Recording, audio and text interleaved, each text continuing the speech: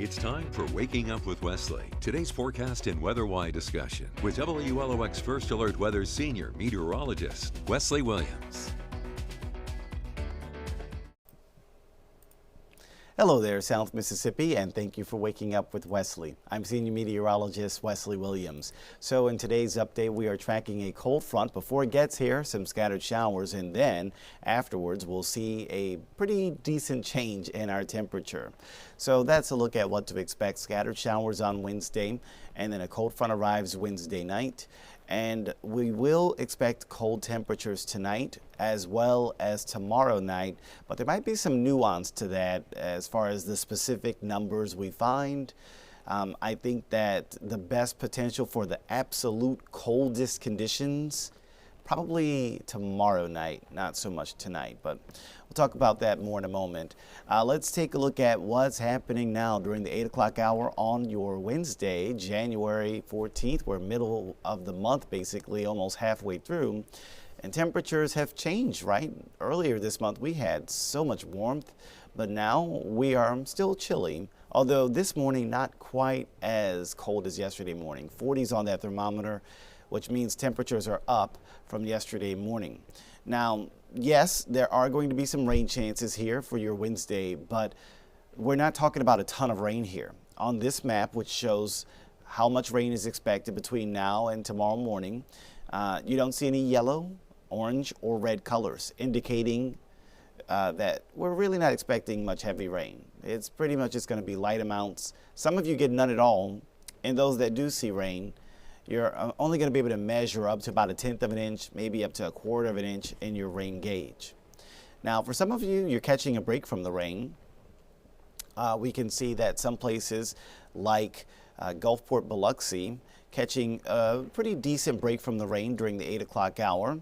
Other than some light passing showers there, not too far from Ocean Springs, really not much. But you don't have to go too far away before you start to see some more rain. And as we take a look at areas to the north, areas closer to Poplarville, Picayune, Wiggins, we are seeing some rain this morning right across Highway 26. So driving Highway 26 from Poplarville to Wiggins, wet. Driving Highway 26 from Wiggins to Big Level, wet. And soon, Highway 26 to Bendale, also going to be wet. So yeah, y'all in George County, if you're watching from Loosedale, good morning, y'all. The rain is on the way. We are seeing it come in from Stone County. This will arrive before 8:30 this morning. It's pretty quick moving. It's not going to stick around forever. You know, some of this actually has a few embedded downpours. You can see right there near where the map says Texas and Fruitland Park, those areas in northern Stone County, some trying to say steadier and heavier at the same time. I'm coming up with either headier or steadier. In any case, it's steady, it's heavy. The rain is coming down in northern Stone County this morning. So if we take a more zoomed out approach to the first alert radar, there's a good amount of break in the rain from much of Mobile, Pensacola, through coastal Mississippi, and even New Orleans. So there's a large area with very little rain. But I would not get complacent because I do see this other area that we were just tracking, Stone County, Pearl River County, back to Baton Rouge, close to Hattiesburg. I would not be surprised if some of that continues to kind of rotate in from the northwest toward the southeast. And so we could see some of that moving in this morning. So for George County, it's a reality. Rain is moving in this morning. We'll see how much of it gets a little bit closer to the coast. Some of it is falling apart, and some of it is also redeveloping. So something to watch.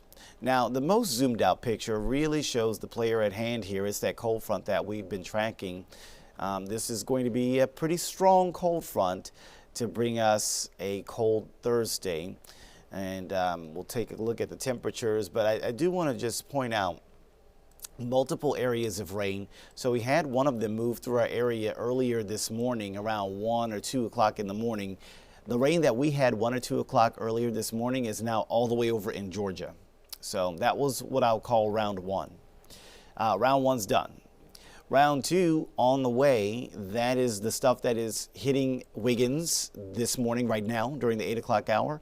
and more of that might rotate in toward the Mississippi coast as we go to the rest of Wednesday morning. So round 2, Wednesday morning.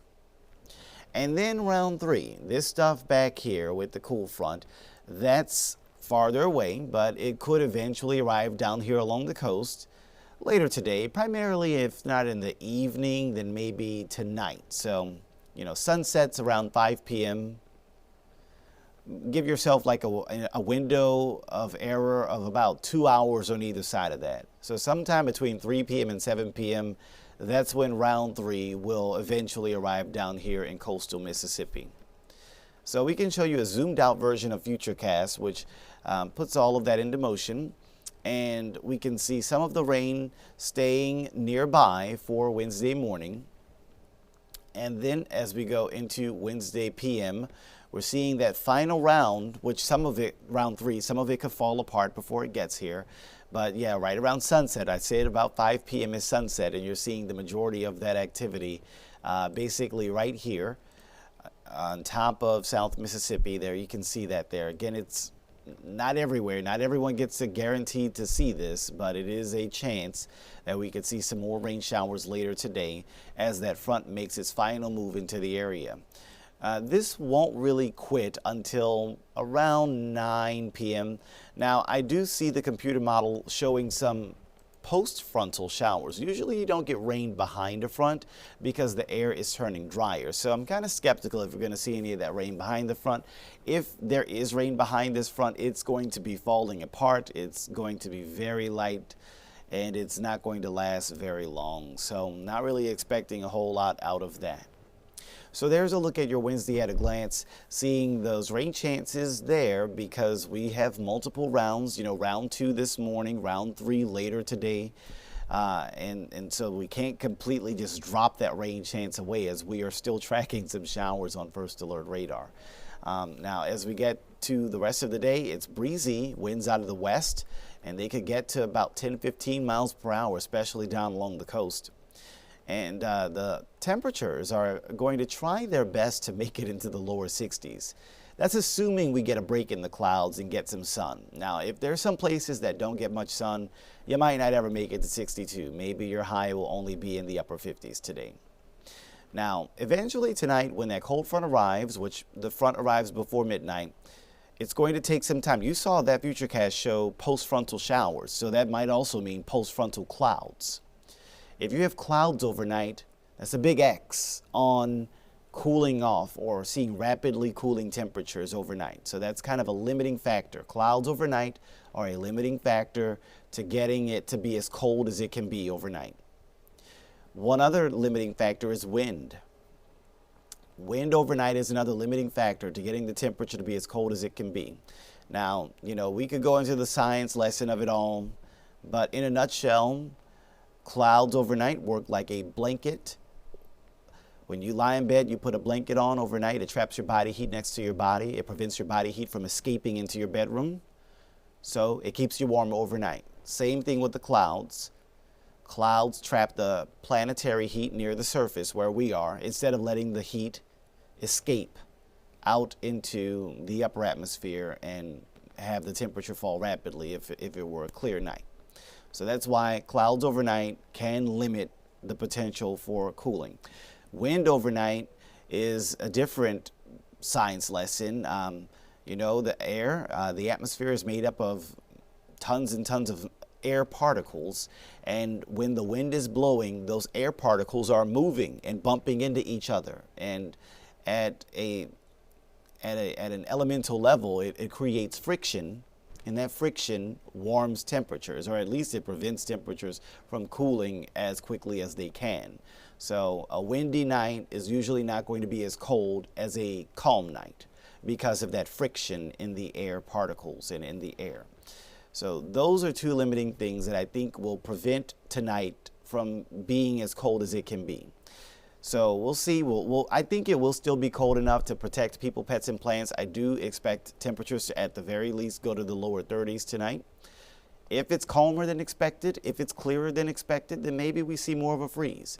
either way, lower 30s, you do want to protect people, pets, and plants for that temperature we're expecting tonight. Now tomorrow, we should be getting into more sunshine as the sky gradually clears behind the front and high pressure tries to move in. So with sunshine, we're hopeful that the temperature can make it all the way to 50 degrees. It is some really cold air. Maybe some of us don't make it all the way to 50, but that's probably the best we're going to be able to do, a high of 50, which is one of the coldest days we will have seen so far this year. Now, tomorrow night, the wind finally calms. The sky will be crystal clear, is what we're expecting. So with a long duration of clear sky, a long duration of calm wind, should be pretty easy to get that temperature to get as cold as it can possibly be. And I'm very confident on a freeze in the area on Thursday night to Friday morning. Right now, the magnitude of that freeze does not appear to be enough to endanger pipes. So I don't think we have to worry about wrapping pipes for the Thursday night freeze. We're expecting lower 30s on the coast and middle to upper 20s inland. And one thing that might limit Friday morning from getting too cold is that we're actually going to see another front moving into the area on Friday afternoon. And the day before a cold front comes in, the temperatures go up. It's literally what's happening right now. Today is a day that a cold front is coming in. A cold front's coming in tonight. That's one of the reasons why temperatures went up this morning, because we're just ahead of a cold front. So Friday's going to be another day that's just ahead of a cold front, and so those temperatures might actually kind of come up overnight. It's going to be very tricky to pinpoint which part of Thursday night is going to be the coldest. Let me just show you an example of what I'm talking about. So this is a look at the hour by hour for Thursday night. Normally, your coldest part of the night is actually at dawn, at sunrise. So you would usually, if we're forecasting a low of 28 in Wiggins, forecasting a low of 30 in Ocean Springs, we would usually put that 30 at 6 in the morning on Friday, and the 28 at 6 in the morning on Friday. But because temperatures might start to go up a little bit in advance of Friday night's cold front, that might shift the timing on when we see the coldest, and maybe it makes it a little bit earlier. Might be around 3 in the morning, or maybe around midnight when we see the coldest temperatures. And so it's kind of low confidence on the timing of the coldest temperatures, but it basically kind of brings an end to the freeze pretty early. So that might be what kind of saves us from any kind of pipes concern. You know, if we weren't getting a front on Friday night, this temperature would have probably steadily kept falling, and we probably would see more middle 20s inland for Friday morning. But because of that Friday cold front, that might limit that. So there's multiple fronts that we're tracking here. The big one is the one that we're getting tonight. That's going to be the one with the greatest 24-hour drop, from 62 for a high today, if we're lucky, to 50 for a high tomorrow, if we're lucky. So, you know, that's a 12-degree temperature drop for the high in 24 hours. You're not going to do that again over 24 hours with the rest of these fronts. The one on Friday, that's a 5-degree drop or so. And the one on MLK Day Monday, that's a measly 2-degree drop. So the other two fronts are not as strong as the one that's coming in tonight. But this is going to allow, those were your high temperatures, a lot of 60s and 50s. But the low temperatures, there's going to be a lot of potential for freezes. There's tomorrow morning. And you can see, again, there's some nuance to this. Look at the dark blue and purple. You got a better chance of freezing. There's a probability going up closer to Wiggins. And then you have kind of lighter blue and places between the bays, between Bay St. Louis, Pass Christian, Long Beach, Gulfport, Biloxi, Ocean Springs. Maybe not as high of a probability of freezing. You also don't see as high of a probability of freezing south of Lake Pontchartrain in Louisiana. Now, Friday morning, I think there will be a better potential for freeze. I went over why earlier, you know, less wind, fewer clouds. Although it might happen a little earlier than we expect in the night. This is stopping it at midnight instead of at 6 in the morning like we would usually stop it. But notice how that dark blue and that purple come way farther south instead of like it was on Thursday morning. And then we take a look at Saturday morning. No freeze expected in South Mississippi on Saturday morning. But then we get another front that comes in, and that produces another cold one for us as we go into Sunday. So the Friday night front keeps us from freezing Saturday morning because the winds are probably going to be up. But then we go to Saturday night, Sunday morning, the winds come down, and so the temperatures come down as a result. And you can see that there's a Sunday morning freeze across much of the area. And there's a Monday morning freeze. Now, interestingly, we are able to freeze on Monday morning, even though there is a front coming in on Monday. We're still somehow able to freeze. I guess that just shows you that when you get consecutive cold fronts, it just kind of takes the bar farther and farther down. We're lowering the threshold for freezing. And then we get to Tuesday morning of next week. In some spots, mainly north of I-10, could freeze. So, you know, you're going to hear us saying this pretty often. Protecting the people, the pets, the plants. Pipes, not too much, but people, pets, plants. You've got multiple mornings here in South Mississippi. This is a look at the coastal locations like Gulfport. Maybe Thursday morning, better chance Friday morning, maybe Sunday morning. No freeze Saturday morning, maybe Sunday morning, better chance Monday morning, and then maybe Tuesday morning. So you got, what, 5 mornings that you want to put those protections in place. And then there's inland areas like Wiggins, and there's where the probability will be even higher for freezing temperatures. You got it for tomorrow morning on Thursday, really good chance on Friday morning, no freeze expected Saturday morning. And then you got, you know, 3 or 4 of them coming in next week. So yeah, a lot of January-like weather as we get through the middle of the month. Even though we started the year with those 70s, we are right on into no 70s going through the rest of this week as well as the upcoming holiday weekend. So finally getting to a winter feel across coastal Mississippi. Well, that'll pretty much do it for today's edition of Waking Up with Wesley. I've been Senior Meteorologist Wesley Williams. We'll see you again next time. Thank you for watching Waking Up with Wesley with WLOX First Alert Weather Senior Meteorologist Wesley Williams.